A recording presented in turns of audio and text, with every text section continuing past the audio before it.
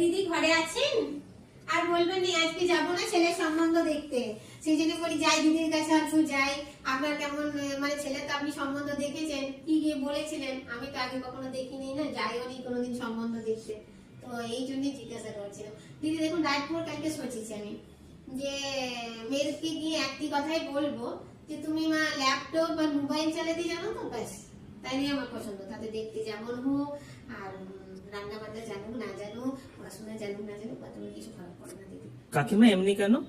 মানে বেটা বুঝতে পারছো, জানি না তোমাদের স্বামী স্ত্রীতে লড়াই হয় না হয়, আজকাল যদি আমার ছেলে তো দিন রাত ল্যাপটপ আর মোবাইলের ভিতরেই ঢুকে থাকে, আর বৌমা যদি ঢুকে থাকে, দুজনে তাহলে ঢুকে থাকলে ল্যাপটপ মোবাইলের ভিতরে, তাহলে তার খাওয়া দাওয়ার টেনশনটা থাকবে না, তাহলে লড়াইটাও হবে না। তারপর বাবাকে বললাম যে আমার বৌমা খুঁজতে হবে না, যে ল্যাপটপ আর মোবাইলেই তার জিন্দেগি। না দিদি যাই এবার আমি, হ্যাঁ ওইদিকে অনেক সাহিত্য আছে না, যাই দিদি।